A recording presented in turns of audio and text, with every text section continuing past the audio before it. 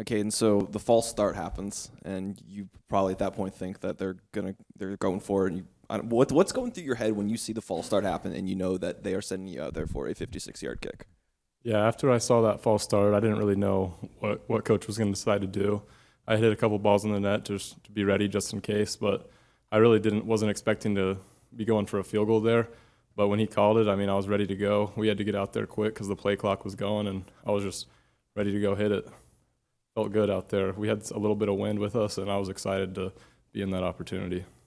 Lane said, I guess pregame and warm-ups, you were hitting them then and farther. How far did you kind of max out in pregame there? The furthest one I hit in pregame was 67, and so I think it had a little bit of room on it. And so I told coach that if we got to the 50-yard line, going that way with the wind, I would be good. If you don't mind taking us back to when you were going through the transfer portal process, what made Ole Miss the attractive choice at the end of the day? Well, I wanted to stay in the SEC. I think it's by far the best conference in football. I liked Coach Kiffin a lot and just thought that this program had a lot of excitement, and I wanted to just come help this team win, and I've always thought Ole Miss was a cool place. Caden obviously had a good freshman year a couple of years ago. What's it like just having him with you? Is it more competitive? Does it make you a better kicker? Yeah, for sure. Since I got here in January, we've just been competing back and forth the whole time, and we both made each other better since I got here in January, whether it was in workouts or training, kicking, field goals and kickoffs. And I mean, me and him were competing in punting and long snapping too, where we're not even really competing for those jobs at all, or we'll ever do those. But so we definitely have made each other better since January when I got here. You mentioned the play clock was running down there. Mm-hmm. Is that almost better where you don't have to think about it and it's just go in and get it done? Yeah, I think to a point it can be better because like there isn't time to think about anything.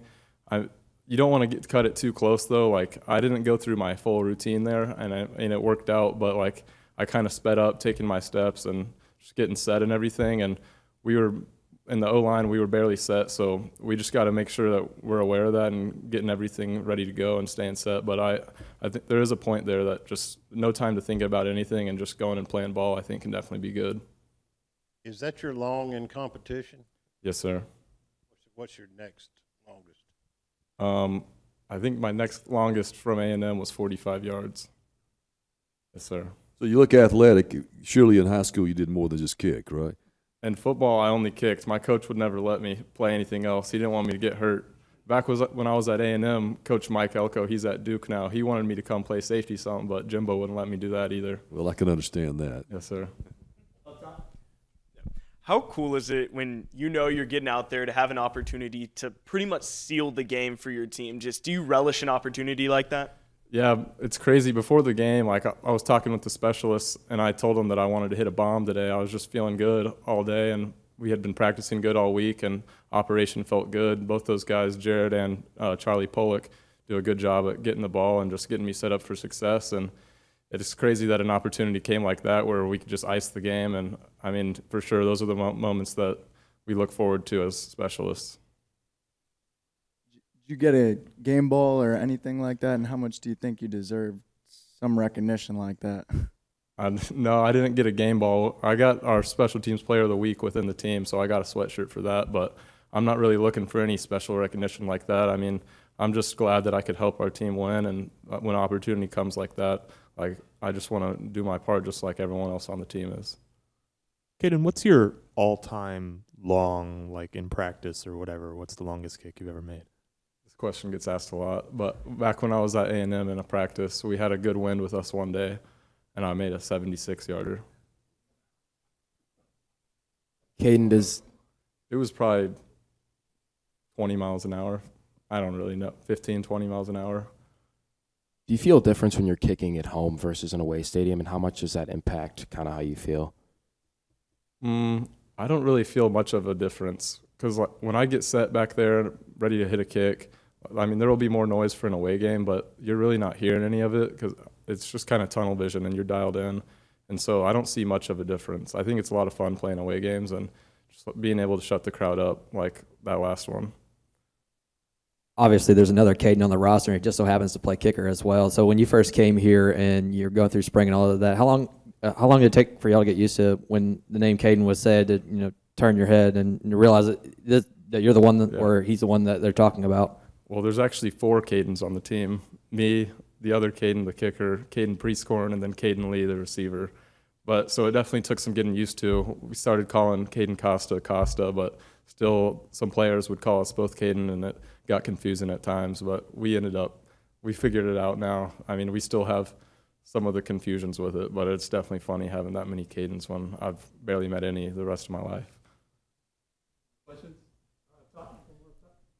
What's kind of your mental preparation like when you're going into a game in a unique position like a kicker that you don't know when you're going to be on the field or when your number's called? Just how do you stay ready?